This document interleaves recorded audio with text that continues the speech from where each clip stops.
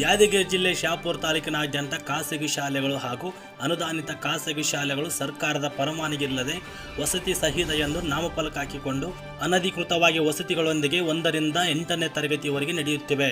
ಹಾಗಾಗಿ ಕೂಡಲಿಂತಹ ಶಾಲೆಗಳ ವಿರುದ್ಧ ಶಿಸ್ತು ಕ್ರಮ ಕೈಗೊಳ್ಳಬೇಕೆಂದು ಕರ್ನಾಟಕ ರಾಜ್ಯ ದಲಿತ ಸಂಘರ್ಷ ಸಮಿತಿ ಕಡೆಯಿಂದ ಇಂದು ಶಹಾಪುರ ತಾಲೂಕಿನ ಶಿಕ್ಷಣ ಕಾರ್ಯಾಲಯ ಮುಂದೆ ಧರಣಿ ಹಮ್ಮಿಕೊಳ್ಳಲಾಯಿತು.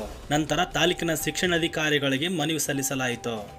8ನೇ ಕ್ಲಾಸಿನಿಂದ 8ನೇ ಕ್ಲಾಸ್ವರೆಗೆ ಪರ್ಮಿಷನ್ ಸರ್ಕಾರ ನೀಡಬಹುದು ತಾವೇ ಹೇಳಬೇಕು. ಈಗ ಒಂದು 1ನೇ ತರಗತಿ 8ನೇ ತರಗತಿ ಸರ್ಕಾರ ವಸತಿ ಸಹಿತ ಅಂತೇಳಿ ಬೋರ್ಡ್ ಎಲ್ಲೆಲ್ಲಿ ಪ್ಲಸ್ ಹಾಕೊಂಡು ಬೋರ್ಡ್ ಹಾಕೊಂಡು ಅಡ್ಮಿಷನ್ ಮಾಡ್ಕೊತಾರೆ. ಒಂದು ಮಗುವಿಗೆ 35ರಿಂದ 40 ಸಾವಿರ ರೂಪಾಯಿ ತೊಗೋತಾರೆ. ಅಲ್ಲಿ 1ನೇ ಕ್ಲಾಸ್ 2ನೇ ಕ್ಲಾಸ್ 3ನೇ ಕ್ಲಾಸ್ ವಸತಿ ಪರ್ಮಿಷನ್ ಎಲ್ಲಿ ಕರ್ನಾಟಕದಲ್ಲಿ ಕೊಟ್ಟಿದ್ರಪ್ಪ ಅಂತಂದ್ರೆ ಇಲ್ಲಿ ನಮ್ಗೆ ಕೊಡ್ರಿ ಅಂತ ಶಾಲೆಗಳನ್ನ ಕೂಡಲೇ ತಾವು ಭೇಟಿ ಕೊಡ್ಬೇಕಾಗಿತ್ತು. ನಾವು ಈಗಾಗಲೇ ಮನವಿ ಸಲ್ಲಿಸಿದ್ದೀವಿ. ಮನವಿ ಸಲ್ಲಿಸಿ ಒಂದು ತಿಂಗಳಾಗಲಕ್ಕಂತೂ ನಾವು ಮನವಿ ಸಲ್ಲಿಸಿ ಕೂಡಲೇ ವಸತಿ ಶಾಲೆಗಳು ಎಲ್ಲೆಲ್ಲಿ ವಸತಿ ನಡೆಸ್ತಾ ಇದ್ದಾರೆ ಅಂತ ಭೇಟಿ ನೀಡಿ ಅವ್ರು ಪರಿಶೀಲನೆ ಮಾಡಿ ಅವ್ರಿಗೆ ಕೂಡಲೇ ಬಂದ್ ಮಾಡ್ರಿ ಅಂತೇಳಿ ಲೆಟರ್ ಕೊಟ್ಟು ಅದಕ್ಕೆ ಇಲ್ಲಿ ತನಕ ಮೊನ್ನೆ BO ಅಧಿಕಾರಿಗಳಿಂದ ನಮಗೆ ಯಾವುದೇ ರಿಪ್ಲೈ ಬಂದಿಲ್ಲ ಅಂತೇಳಿ ನಾವೇನು ಸಾಂಕೇತಿಕವಾಗಿ ಧರಣಿ ಅಂದ್ಕೊಂಡಿವಿ.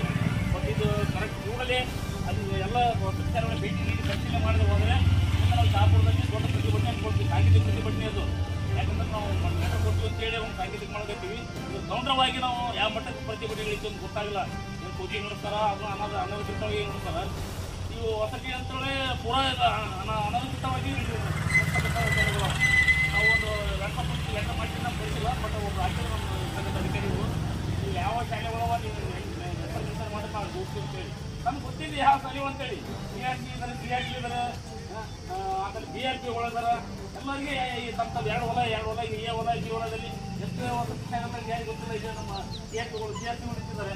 ಎಷ್ಟು ವಸತಿ ಶಾಲೆ ಅವ ಎಷ್ಟು ಆಟಗಳಂತ ತಮ್ಗೆ ಗೊತ್ತಿಲ್ಲ. ಅವ್ರು ಒಳ್ಳೆ ಇದ್ದಾರೆ. ಡೈಲಿ 7-8 ಊಟ ಟೈಮಿಗೆ ಸಿಗ್ತಾರೆ. ಒಂದೊಂದು ಸಂಸ್ಥೆದಾಗ 700-800 ಮಕ್ಕಳು ಅವ. 700-800 ಮಕ್ಕಳಿಗೆ ಒಂದು ಮಕ್ಕಳಿಗೆ 40ರಿಂದ 50 ಸಾವಿರ ತೊಗೊಳ್ತಾರೆ. ಏನು ಊಟ ಹಾಕ್ತಾರೆ, ಏನು ಮಾಡ್ತಾರೆ. ನಾಳೆ ಮಕ್ಕಳಿಗೆ 1ನೇ ಕ್ಲಾಸ್ 2ನೇ ಕ್ಲಾಸಿಗೆ ಊಟದಲ್ಲಿ ಸ್ಟೇಟ್ ಮಾಡಿ ನಮ್ಮಲ್ಲಿ ರಾಜ್ಯದಲ್ಲಿ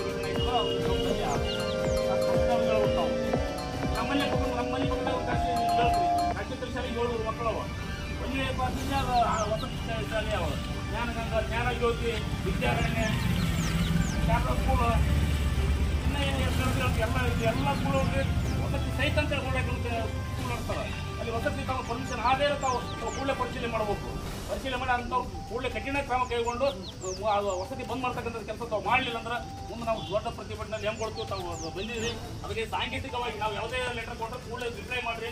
ರಿಪ್ಲೈ ಮಾಡೋದಕ್ಕೆ ನಾವು ಪ್ರತಿಭಟನೆ ಸಾಂಕೇತಿಕವಾಗಿ ಅಂದ್ಕೊಂಡಿವಿ. ಮತ್ತು ಇದನ್ನು ರಿಪ್ಲೈ ಮಾಡೋದು ದೊಡ್ಡ ಮಟ್ಟದಲ್ಲಿ ನಾವು ಕರ್ನಾಟಕ ರಾಜ್ಯ ವತಿಯಿಂದ ದೊಡ್ಡ ಹಂತದಲ್ಲಿ ನಾವು ಶಹಾಪುರದಲ್ಲಿ ಪ್ರತಿಭಟನೆ ಕೊಡೋಕೆ ಹೇಳಿದಿಲ್ಲ.